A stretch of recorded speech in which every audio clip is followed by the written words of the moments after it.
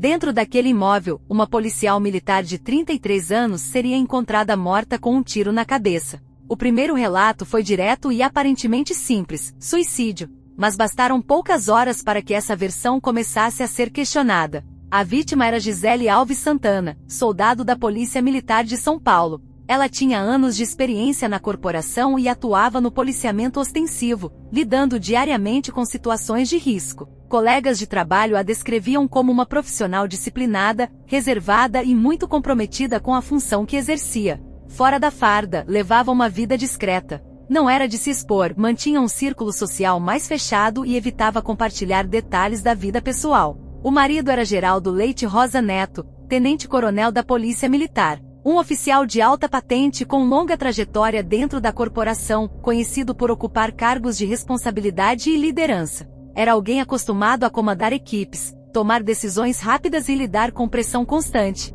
Para quem observava de fora, era apenas mais um casal. 2 policiais, vivendo sob a mesma rotina intensa da profissão. Mas por trás dessa aparência, o relacionamento já apresentava sinais de desgaste. Discussões frequentes, distanciamento emocional e um ambiente cada vez mais tenso faziam parte da rotina do casal. Nada que à primeira vista chamasse atenção de forma alarmante, mas o suficiente para indicar que algo não ia bem. Como acontece em muitos casos, os sinais existiam, mas não eram totalmente visíveis para quem estava de fora.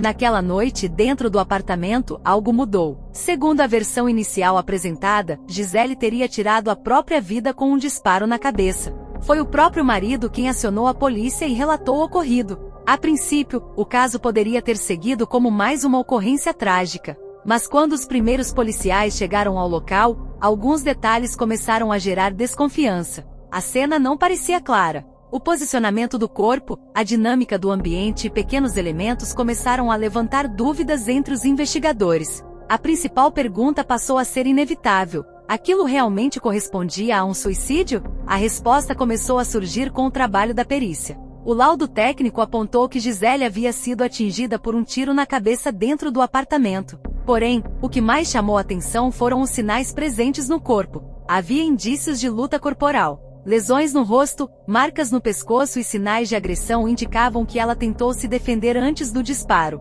Esses elementos eram incompatíveis com a hipótese inicial de suicídio. Esses detalhes mudaram completamente o rumo da investigação. Outro ponto importante surgiu durante a análise pericial. Havia indícios de contato íntimo pouco antes da morte. Essa informação entrou em conflito direto com o que havia sido relatado pelo marido, levantando ainda mais suspeitas. A partir desse momento, a hipótese de suicídio começou a perder força, e analisando cada detalhe. Com o passar dos dias, o cenário ficou mais claro para as autoridades. Diante das evidências reunidas, Geraldo Leite Rosa Neto foi preso.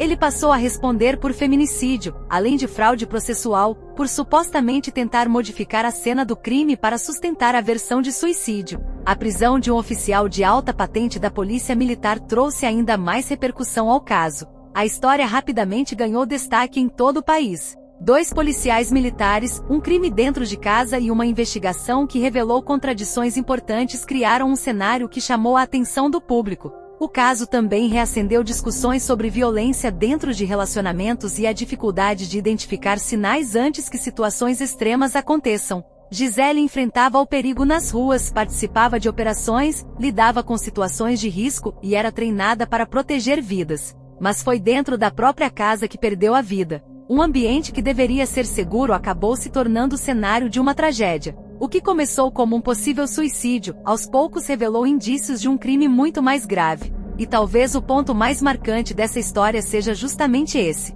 A forma como uma versão inicial pode esconder uma realidade completamente diferente. Casos como esse mostram como cada detalhe importa. Como a análise cuidadosa da cena, o trabalho da perícia e a investigação minuciosa são fundamentais para revelar a verdade. E deixam uma pergunta difícil de ignorar. Quantas histórias começam da mesma forma, e só depois revelam o que realmente aconteceu?